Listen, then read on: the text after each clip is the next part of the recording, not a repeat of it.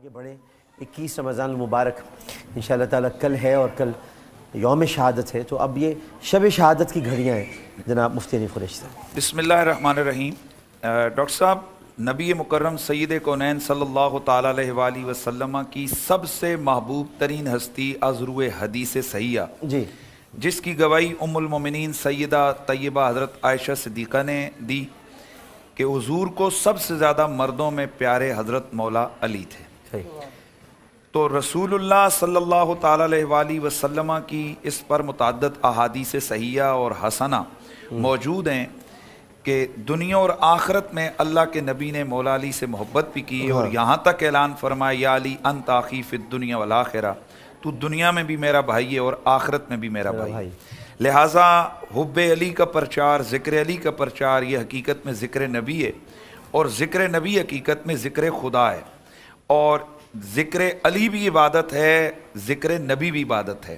یعنی حضور کی ذات، متعلقات یا حضور کی مدد، یہ سب ذکر الہی کی ایک صورتیں ہیں، کیونکہ ہم نبی پاک کی عظمتیں اور رسول اللہ کی یہ شانیں یا مولا علی کی شانیں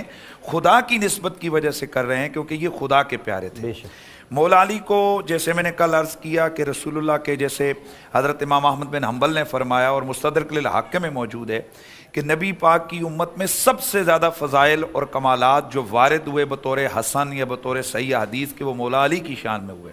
اور ہم جو مولا لفظ مولا علی کہتے ہیں تو یہ بھی ہم عذرو حدیث کے کہتے ہیں، اور یہ حدیث جو ہے من کنت مولا فعلی مولا، یہ تقریباً 32 صحابہ کرام سے مروی روایت ہے، اور اس کو شاہ ولی اللہ محدث دہلوی، امام سخاوی، امام قرطبی، امام طبری اور بڑے بڑے محدثین نے اس کو قریب تواتر کا درجہ دیا ہے۔ گو کہ ایک آدھ دو محدثین نے کسی وجہ سے کسی تردید کے اس میں آ کر اس کے اوپر اور اس کا بہت سارا رد بھی کیا کہ انہوں نے بہت زیادتی کی ہے کہ من کنت مولا فعلی مولا، یہ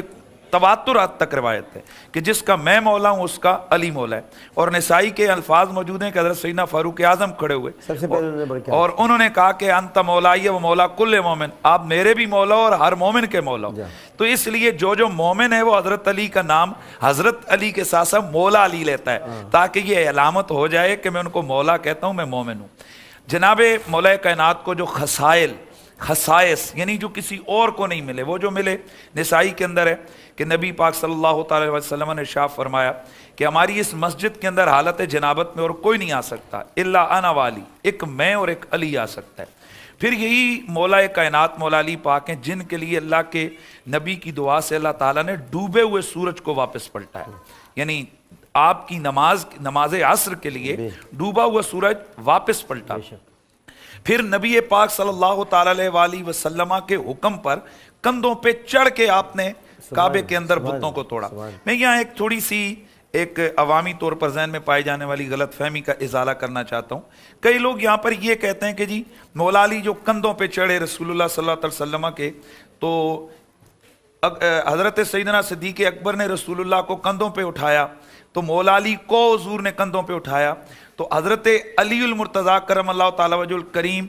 آپ میں اتنی طاقت نہیں تھی کہ آپ رسول اللہ کو کندھوں پر وہ نبوت کا بوجھ اٹھا سکتے، اس لیے حضور نے ان کو کندھوں پہ اٹھایا۔ میں سمجھتا ہوں یہ کوئی ایسی تعویلیں کرنے کی ضرورت نہیں ہے۔ ہم حدیث صحیحہ میں دیکھتے ہیں کہ حضرت طلحہ بن عبید اللہ رضی اللہ تعالیٰ عنہ، آپ نے رسول اللہ کو کندھے پہ اٹھا کے احد کی پہاڑی چڑھی ہے۔ تو اب سوال یہ پیدا ہوتا ہے، بالاتفاق صحابہ کرام کے جو درجات ہیں ان میں حضرت مولا علی حضرت طلحہ بن عبید اللہ سے افضل ہیں، تو حضرت طلحہ اگر اٹھا سکتے ہیں تو شیر خدا رسول اللہ کو نہیں اٹھا سکتے ہیں، لہٰذا یہ اس طرح کی تعویلیں کوئی مناسب نہیں ہیں۔ ہمارا تو یہ موقف ہے، ہم کہتے ہیں کہ میرے آقا سید کونین نے کسی کو کندھوں پہ اٹھا کے نوازا اور کسی کے کندھوں پہ بیٹھ کے اسے نوازا، اس لیے مولا کائنات مولا علی پاک کرم اللہ تعالی وجہ الکریم کی محبت حضور نے اپنی محبت قرار دی۔ من احب علی فقد احبنی ومن ابغض علی فقد ابغضنی، نبی مکرم نے مولا علی کے بغض کو اپنا بغض قرار دیا، اور ایک اور حدیث میں میرے نبی نے فرمایا جس نے مجھ سے محبت کی وہ تبھی محبت ہوگی کہ اس نے میری اہل بیت اور علی سے محبت۔ اس کا مطلب یہ ہے کہ پوری دنیا میں پوری کائنات میں صفحے اس پوری دھرتی پہ اگر کوئی شخص محبت رسالت مآب کا دعویٰ کرتا ہے اور اس کے دل میں حب علی کا چراغ نہیں جل رہا، وہ اپنے دعوے میں جھوٹا ہے، کیونکہ اللہ کے نبی نے بتا دیا کہ مجھ سے محبت وہی شخص کر سکتا ہے کہ جو میرے علی سے محبت کرتا ہو۔ پھر مولا کائنات مولا علی پاک کرم اللہ تعالیٰ وجہ الکریم کی کچھ وہ شانیں جو رسول اللہ کے صحابہ نے بیان کی۔ حضرت عمر ساری زندگی یہ فرمایا کرتے تھے کہ علی جیسا مائیں جننے سے عاجز آ گئیں، اور پھر یہاں تک فرماتے تھے اے اللہ اس دھرتی پہ مجھے زندگی نہ عطا فرما کہ جس پہ حسن کا باپ علی زندہ نہ ہو۔ اور پھر مولا کائنات مولا علی پاک کی شجاعت، اور آپ کو وہ جو اللہ کے نبی سرور کون و مکان نے فرمایا لَأُوتِيَنَّ الرَّایَةَ غَدًا رَجُلًا يُحِبُّ اللَّهَ وَرَسُولَهُ، کل میں یہ جھنڈا خیبر والا جھنڈا اسے عطا کروں گا کہ جس کے ہاتھ پر اللہ تعالیٰ فتح عطا فرمائے گا۔ یہاں میرے نبی پاک کا علم غیب بھی ثابت ہوتا ہے کہ اللہ کے نبی نے کل کی خبر دی، اور حدیث صحیح ہے، یہ سیاستہ کی روایت ہے اور اس کی سند بھی بالکل صحیح ہے کہ کل میں یہ جھنڈا اس شخص کے ہاتھ میں دوں گا کہ جس کے ہاتھ پر اللہ یفتح اللہ علی یدہ، اس کے ہاتھ پر اللہ تعالیٰ مجھے فتح عطا کرے گا۔ رسول اللہ کے صحابہ فرماتے ہیں، نسائی ترمذی اور دیگر تفصیل میں یہ آتا ہے کہ حضرت عمر فاروق رضی اللہ عنہ، مسلم شریف میں بھی ہے، حضرت سیدنا فاروق اعظم رضی اللہ تعالیٰ عنہ، آپ فرماتے ہیں کہ ساری زندگی مجھے اتنا عمارت کا شوق نہیں ہو جتنا اس رات مجھے جھنڈے کا شوق ہوا۔ ساری رات صحابہ کرام دعا کرتے رہے، جاگ کے گزاری، کاش یہ کل جھنڈا ہمیں مل جائے۔ اور پھر اگلا دن آیا تو اللہ کے نبی کے صحابہ جب بیٹھے تو حضرت عمر فرماتے ہیں کہ میں اپنا چہرہ حضور کے سامنے کر رہا تھا کہ حضور کے سامنے آ جاؤں اور مجھے عطا فرما دیں۔ اور بعض روایت میں آتا ہے کہ صحابہ اپنی گردنیں اٹھا اٹھا کر دیکھ رہے تھے کہ شاید نگاہ مصطفیٰ میں ہم آئیں اور ہمارا انتخاب ہو، لیکن نگاہ انتخاب تاجدار حل عطا مولا مشکل کشا علی پاک پر پڑی، اور میرے نبی پاک نے فرمایا علی کدھر ہے؟ آپ کی آنکھیں دکھ رہی تھیں، آپ کو بلایا اور جھنڈا عطا فرمایا، اور چشم فلک نے دیکھا کہ وہ خیبر کا اتنا بڑا قلعے کا دروازہ کہ جس کو کئی